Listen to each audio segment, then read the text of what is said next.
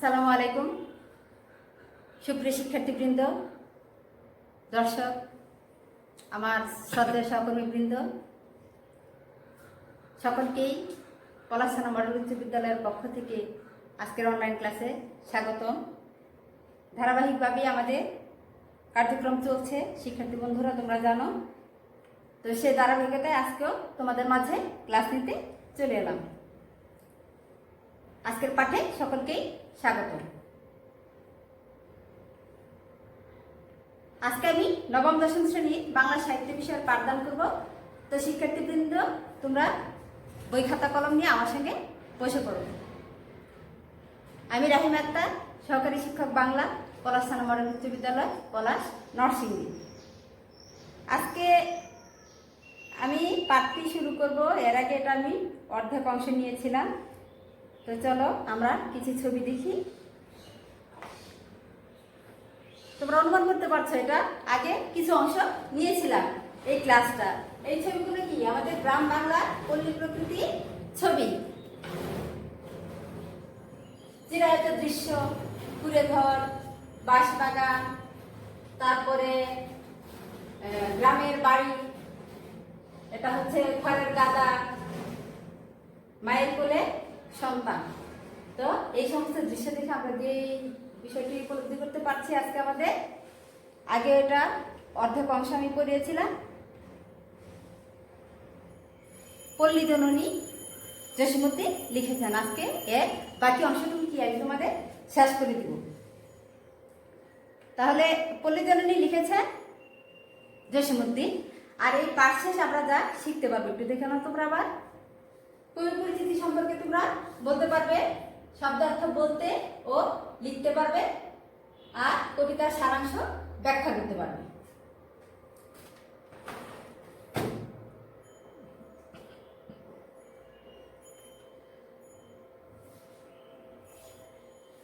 কবি পরিচিতি অংশটা আমরা একটু দেখে নেই। আবার প্রথম অংশে আমরা দেখেছিলাম, আজকে আবার কি আর একটু আমরা জেনে নিই। পল্লী কবি জসীমউদ্দীন। পল্লী কবি কেন বলা হয় তোমরা এটা বলতে পারবে আমি আশা করি। আগের ক্লাসে এটা আলোচনা করেছি যে তিনি গ্রাম বাংলা পল্লী প্রকৃতির জীবনধারা নিয়ে লিখতেন, এজন্য তাকে পল্লী কবি বলা হয়। তিনি জন্মগ্রহণ করেন 1903 খ্রিস্টাব্দে। কোথায়? ফরিদপুর জেলা কামরূপখানা গ্রামে তিনি জন্মগ্রহণ করেন। আর তিনি পড়াশোনা করেছেন কলকাতা বিশ্ববিদ্যালয়ে বাংলা ভাষা ও সাহিত্যে MA পাশ করেন তিনি। কর্মজীবনের শুরুতে তিনি অধ্যাপনায় ছিলেন 5 বছর, ঢাকা বিশ্ববিদ্যালয়ে অধ্যাপনা করেন। এরপর তিনি কি সরকারের তথ্য ও প্রচার বিভাগে উচ্চ পদে যোগ দেন। তার উল্লেখযোগ্য গ্রন্থসমূহ তোমাদের নিশ্চয়ই মনে আছে।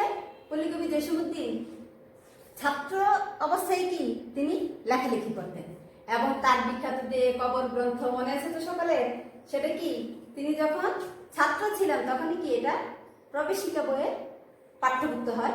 বিখ্যাত কবিতা কবর, এটাও তোমাদের জানা আছে। তাছাড়া অন্যান্য উল্লেখযোগ্য গ্রন্থের মধ্যে রয়েছে কাহিনী কাব্য নকশিকাঁথার মাঠ, সুজনবাদীর ঘাট। আর নকশিকাঁথার মাঠটি এটা কি অনেকগুলো ভাষায় অনুদিত হয়েছে, তোমরা সকলেই জানো। তারপরে কাব্যগ্রন্থের মধ্যে রয়েছে রাখালি, বালুচর, মাটির কান্না, নাটক বেদের মিল, আর উপন্যাস বোবা কাহিনী। আর গানের সংকলনে তিনি করেছেন, আমি অনেকগুলো গানের কথা কিন্তু গত ক্লাসে বলেছিলাম তোমাদের। রঙ্গিলা নায়ের মাঝি নামে তিনি একটি গানের সংকলনও লিখেছেন। আর তোমার শিশুতোষ গ্রন্থের মধ্যে রয়েছে হাসু, 1 পয়সার বাঁশি, ডালিম কুমার ইত্যাদি। পল্লী কবি জসীমউদ্দীন তিনি মৃত্যুবরণ করেন 1976 সালে 13 মার্চ ঢাকায়। আর কবি অংশটুকু, কবি পরিচিতি অংশটুকু তোমাদেরকে কি খুব ভালো করে পড়তে হবে, মনে রাখতে হবে, কারণ এখান থেকে তোমাদের জ্ঞানমূলক এবং কি বলে বহু নির্বাচনী প্রশ্নগুলো এখান থেকে থাকে। তাহলে এখান থেকে আমি গত ক্লাসে একটা কিছু একক কাজ দিয়েছিলাম, আজকে আমি আর সেই অংশে যাচ্ছি না। যে অংশটুকু আগে আলোচনা করেছিলাম তোমাদের নিশ্চয়ই মনে আছে। আজকে আমি এর পরবর্তী অংশটুকু তোমাদের বুঝিয়ে দিচ্ছি।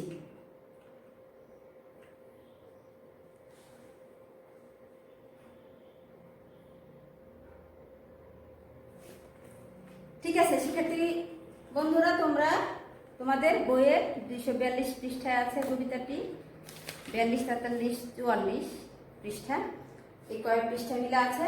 তো তোমরা আমার সঙ্গে আবার আমরা দেখি এখানে যে অংশটুকু আছে সেই অংশটুকু, পরের অংশটুকু আমি আলোচনা করে দিচ্ছি। দেখো, তার আগে একটু কবিতাটা প্রথম অংশ পাঠ করেছিলাম, পরের অংশটুকু তোমরা একটু দেখো, আর তোমরাও কি আমার সঙ্গে পড়ো।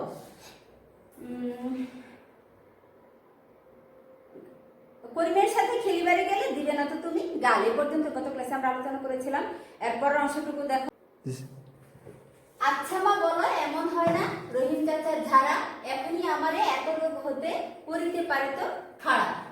মাকে বড় বসি রুগ্ন ছেলের মুখ পানে আখি মেলে, ভাষা ভাষা তার যত কথা যেন সারা প্রাণ দিয়ে গেলে। ছেলে মাকে বলছে, মা এমন হয় না বলো রহিম চাচার ঝাড়া। রহিম চাচার ঝাড়া বলতে এখানে গ্রাম্য কবিরাজি চিকিৎসাকে বোঝানো হয়েছে, যার মাধ্যমে কি সেই চিকিৎসার মাধ্যমে ছেলেটি কি রোগ হতে মুক্তি পায়, সেজন্য একেবারে দাঁড়িয়ে পড়তে পারে, শোয়া থেকে সুস্থ হয়ে ওঠে।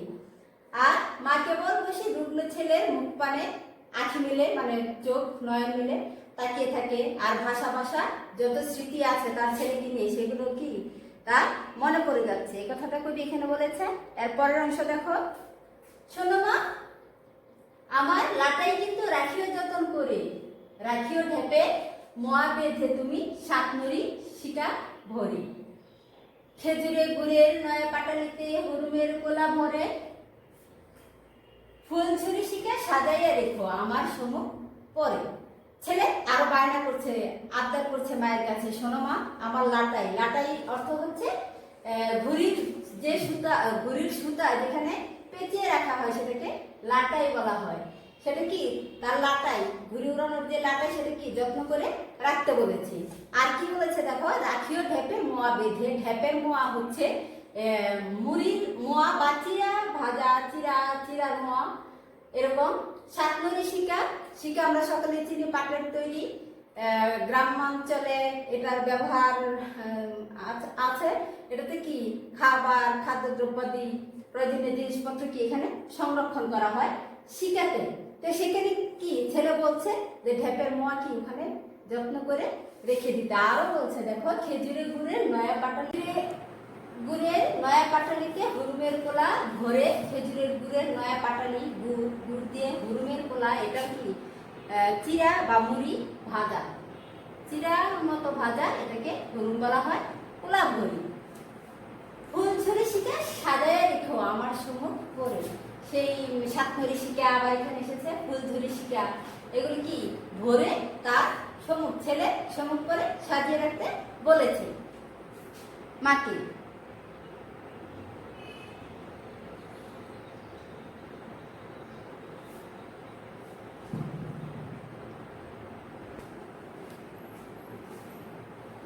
ছেলে চুপ করে, মাও ধীরে ধীরে মাথায় বুলায় হাত, বাজিতে নাচে জোনাকি আলোয় থম থম কালো রাত।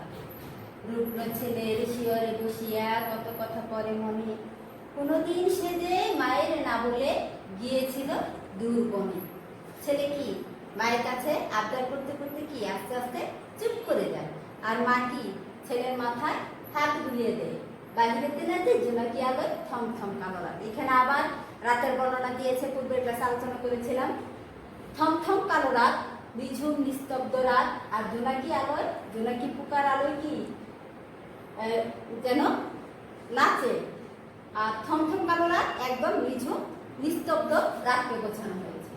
রুগ্ন ছেলে শিয়রে বসিয়া কত কথা পরে মনে। অসুস্থ ছেলে মাথার কাছে বসে, শিয়র শব্দের অর্থ হচ্ছে মাথা, মাথার কাছে বসে থেকে কি মায়ের অনেক কথা মনে পড়ছে। ছেলে যখন অসুস্থ হয় তখন কি মা আর ঘুমোতে পারে না, সারা রাত জেগে থাকে সন্তানের পাশে। সে এটা আমরা সকলেই জানি। আর এটাই কি মা এবং সন্তানের চিরায়ত একটা সম্পর্ক। মায়ের না বলে কি তার ছেলে একদিন দূর বনে গিয়েছিল, সে কথা মায়ের মনে পড়ছে। সাজ হয়ে গেল আসে না তো আই ঢাই মার প্রাণ, হঠাৎ শুনিল আসিতেছে ছেলে হর্ষে করিয়া গান। সাজ শব্দের অর্থ হচ্ছে সন্ধ্যা, সন্ধ্যা হয়ে গেল, আসে না, তো ছেলে ফিরে আসে না। আই ভাই মানে মার প্রাণ কি আনচান, আনচান করছে। আই ভাই শব্দের অর্থ হচ্ছে আনচান করা। হঠাৎ শুনিল, কি শুনিল? হর্ষে মানে আনন্দে।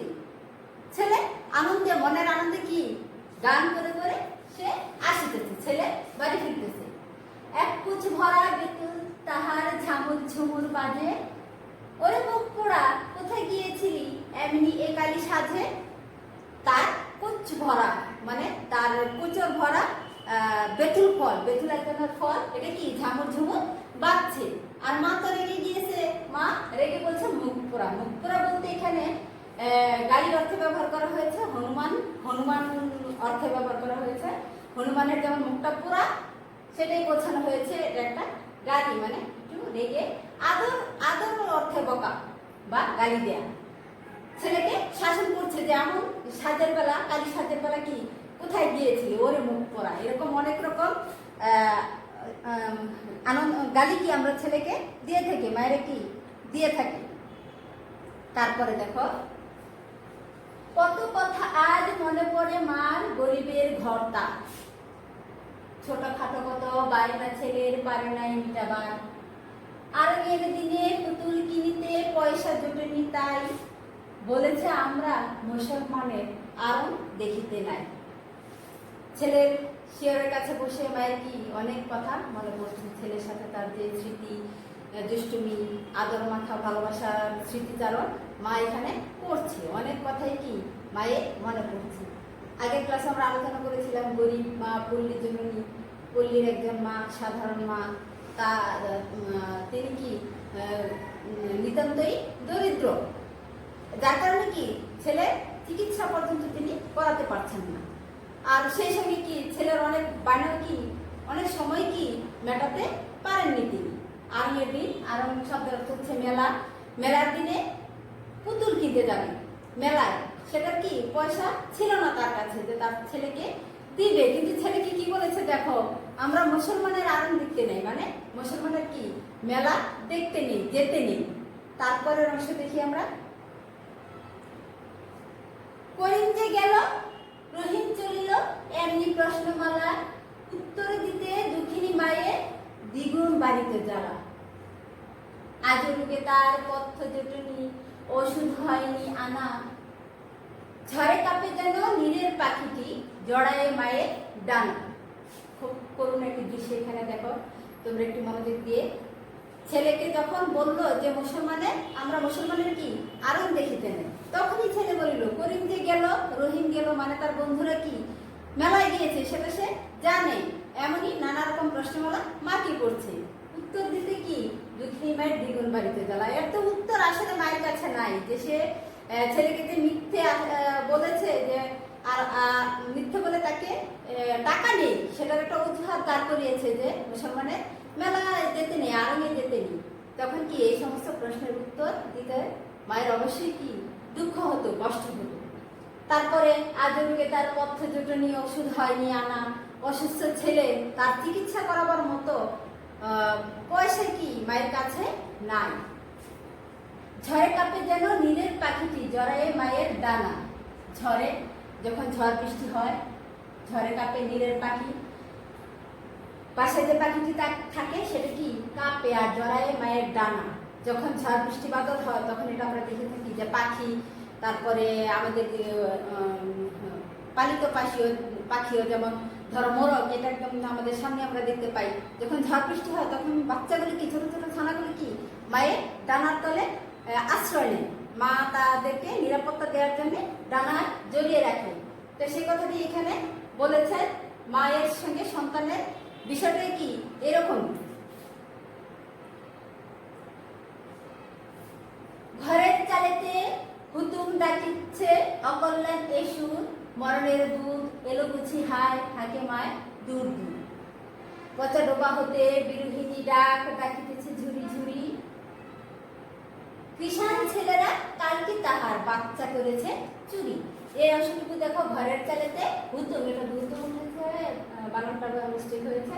হুতুম ডাকিছে অকল্যাণ এসুর, এটা একটা পাখি বিশেষ, যেটা কি যার সুরটা কি অকল্যাণ, মানে অমঙ্গল বয়ে আনে, এরকম।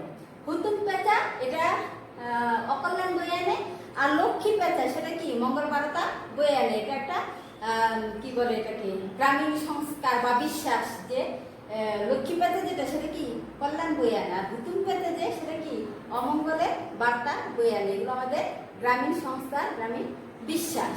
মরণের দূত, দূত হচ্ছে মরণ তো মৃত্যু, আর দূত শব্দের অর্থ হচ্ছে যে সংবাদবাহী বা সংবাদ যে বহন করে আনে, দূত।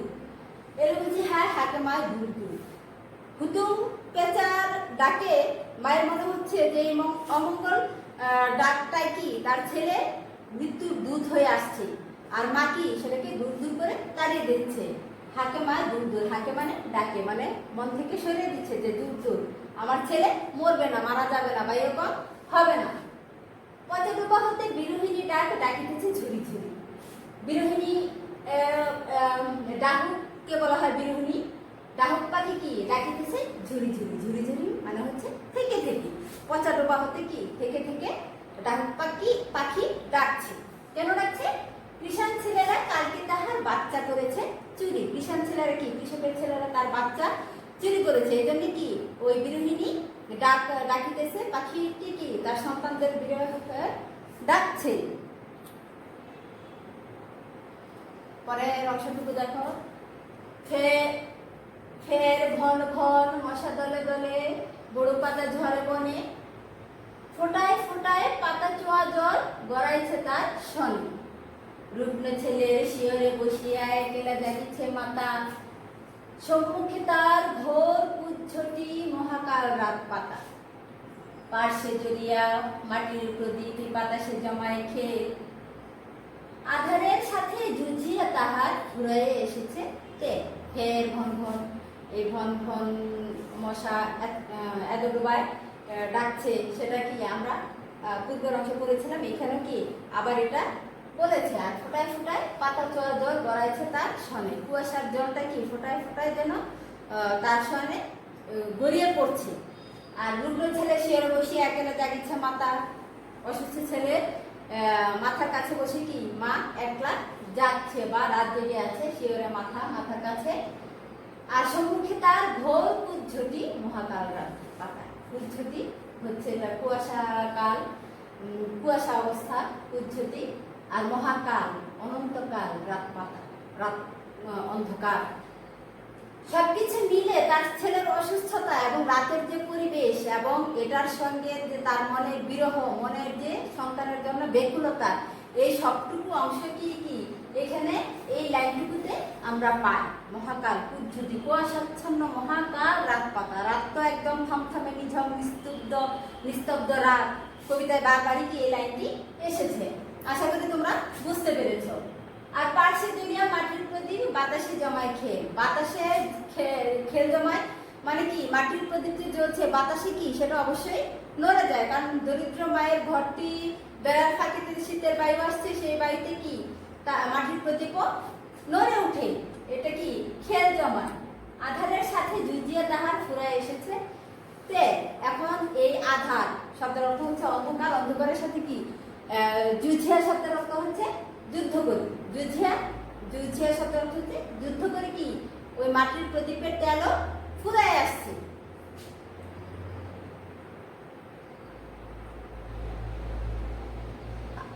আচ্ছা দেখো, এখন কিছু শব্দার্থ তোমাদের এখানে আগে বলেছিলাম, আর একটু দেখো শব্দার্থগুলা।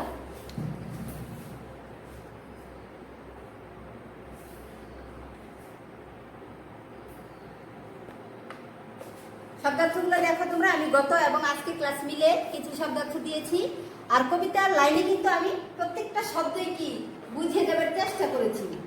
আশা করি তোমরা মনোযোগ দিয়ে শুনেছ। শিয়ার শব্দের অর্থ কি তোমরা সকলেই পারো। শিয়ার শব্দের অর্থ হচ্ছে মাথা, রুগ্ন অসুস্থ। তারপরে নয়নী হচ্ছে চোখের জল, নয়নী শব্দের অর্থ হচ্ছে চোখের জল। আর পচানো পাতার ঘ্রাণ, কবিতার লাইনে আছে পচে গিয়েছে এমন। আর স্তব্ধ শব্দের অর্থ হচ্ছে কি থমথমে নিঝুম, স্তব্ধ শব্দের অর্থ হচ্ছে থমথম।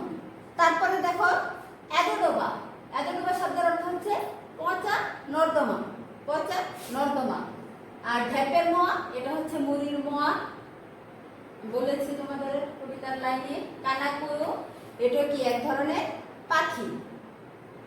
আর দ্বীপ শব্দের অর্থ হচ্ছে প্রদীপ, দ্বীপ শব্দের অর্থ হচ্ছে প্রদীপ বা বাতি। আর আন্ধার, এটা অর্থ হচ্ছে আধার বা অন্ধকার, আন্ধার শব্দের অর্থ হচ্ছে আধার বা অন্ধকার। তো এই কবিতাটি তোমাদের আমি আলোচনা করলাম, 2 দিন ধরে আমরা এই কবিতাটি পড়ছি। এটা তোমরা বড় কবিতা কিন্তু সহজ, লাইনগুলো কি সহজ, তোমরা বুঝতে পারবে, এমন কঠিন নয়। তো এই কবিতাটিতে পল্লী জননী কবিতা, যেটা রাখালি কাব্যগ্রন্থ থেকে নেওয়া হয়েছে, কবি জসীমউদ্দীনের রাখালি কাব্যগ্রন্থ থেকে, এখানে সন্তান এবং মমতাময়ী মায়ের যে দৃশ্য আমাদের সামনে ফুটিয়ে তুলেছেন লেখক, সেটা কি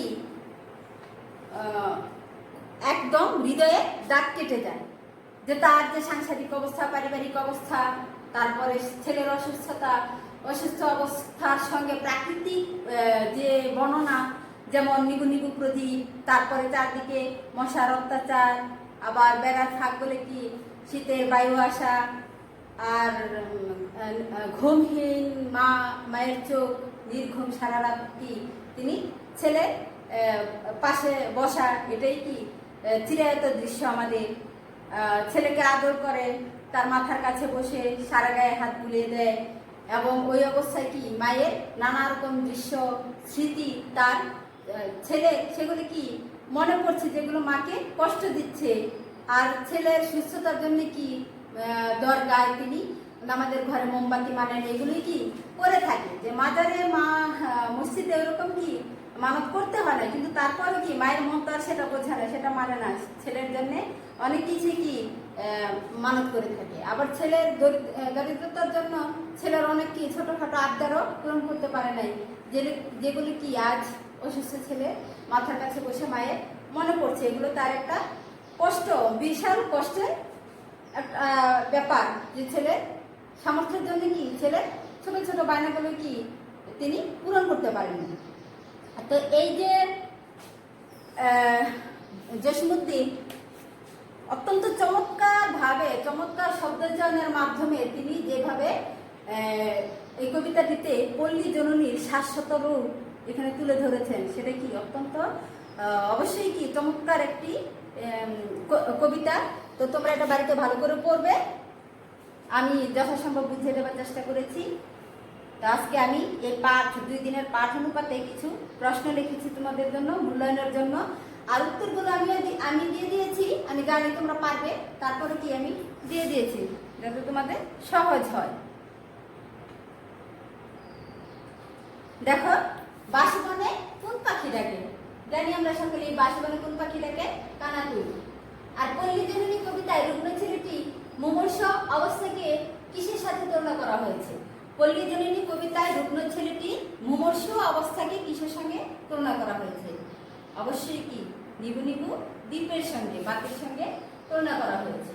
পল্লী জননী কবিতা কোন কাব্যগ্রন্থ থেকে নেওয়া হয়েছে? সকলেই পারো। কোন কাব্যগ্রন্থ? রাখালি কাব্যগ্রন্থ থেকে নেওয়া হয়েছে। 4 নম্বরটা দেখো, পল্লী জননী কবিতায় পল্লী জননীর সঙ্গে মিল রয়েছে কার? পল্লী জননী কবিতায় পল্লী জননীর সঙ্গে মিল রয়েছে কার? এটা আমরা পারি, ডাহুক পাখি, তাই না? ডাহুক পাখি সেই যে বিরোহী ডাক ডাকিতেছে, তার কিষাণ ছেলেরা কি তার বাচ্চা চুরি করে নিয়ে গেছে। আর আমাদের কবিতায় রুগ্ন ছেলে এবং মা, এর সঙ্গে মিল আছে ডাহুক পাখি। তারপর অংশ হচ্ছে পল্লী জননী কবিতায় অকল্যাণ এ সুর বলা হয়েছে কার ডাককে? অকল্যাণ এ সুর বলা হয়েছে কার ডাককে? এটা আমি বুঝিয়ে দিয়েছি। লক্ষ্মী পেঁচা আর হুতুম পেঁচা, যে লক্ষ্মী পেঁচা ডাক মঙ্গল, বার্তা, হুতুম পেঁচা হচ্ছে অকল্যাণ সুর, হুতুম পেঁচার ডাক হচ্ছে অকল্যাণ সুর। পল্লী জননী কবিতায় ফুরায়ে এসেছে তেল বলতে কি বোঝানো হয়েছে? পল্লী জননীর যে শেষ লাইনটুকু আধারের সঙ্গে জুঝিয়ে তাহার ফুরায়ে এসেছে তেল, এই লাইনটার মাঝে যেন সবকিছুই কি কবিতার মূল অংশটুকু নির্ভর করছে যে অসুস্থ ছেলে এবং তেলবিহীন যে প্রদীপ, তেল ছাড়া তো প্রদীপ জ্বলবে না, জ্বলবে। তার ছেলে কি মনে হচ্ছে যে ওই তেল ফুরিয়ে আসার সঙ্গে কি তার ছেলের মৃত্যু যেন ঘনিয়ে এসেছে, এটা কি মায়ের মনে আশঙ্কা। তাহলে এটা কি হবে, উত্তরটা কি হবে, মৃত্যু ঘনিয়ে এসেছে, এই অংশটুকুকে বোঝানো হয়েছে। তেল ফুরিয়ে আসার সঙ্গে রুগ্ন ছেলে মৃত্যু ঘনিয়ে এসেছে, এটাই বোঝানো হয়েছে। তাহলে কিছু বাড়ির কাজ তোমাদের দিয়ে দিচ্ছি, তোমরা এগুলো খাতায় তুলে নিবে। 1 নম্বর, মাটির প্রদীপে তেল ফুরিয়ে আসাকে কিসের প্রতীক হিসেবে তুলে ধরা হয়েছে, ব্যাখ্যা করো। মাটির প্রদীপে তেল ফুরিয়ে আসাকে কিসের প্রতীক হিসেবে তুলে ধরা হয়েছে, ব্যাখ্যা করো। 2 নম্বর, যে কথা ভাবিতে পরাণ শিহরে তাই ভাসে হিয়া কোণে, এ কথা দ্বারা কি বোঝানো হয়েছে? আবার বলছি, যে কথা ভাবিতে পরাণ শিহরে তাই ভাসে হিয়া কোণে, এই কথা দ্বারা কি বোঝানো হয়েছে? 3 নম্বর প্রশ্নটা দেখো, ঝড়ে কাঁপে যেন নীরের পাখিটি জড়ায়ে মায়ের ডানা, এই লাইনটি দ্বারা কি বোঝানো হয়েছে? এটাও আমি ব্যাখ্যা করে দিয়েছি। ঝড়ে কাঁপে যেন নীরের পাখিটি জড়ায়ে মায়ের ডানা, লাইনটি দ্বারা কি বোঝানো হয়েছে? এগুলো অনুধাবন প্রশ্ন দিয়েছি আমি তোমাদের। তো এই প্রশ্নগুলো তোমরা খুব সুন্দর করে বাড়িতে লিখবে। আর একটা কথা বলি তোমাদের, সেটা হচ্ছে যে অনুধাবন প্রশ্নের উত্তরগুলো 2 ধাপে দিতে হয়। এগুলো ক্লাসে অনেকবার আলোচনা করেছি, যে প্রথমে উত্তর দিবে জ্ঞানগুলোকে, তারপরে কি এর ব্যাখ্যাটা বিশ্লেষণ করে দিবে, 2 ধাপে উত্তর দিবে। তাহলে শিক্ষার্থীবৃন্দ, একটা বড় কবিতা আমরা 2 দিনের পাঠে আলোচনা করলাম।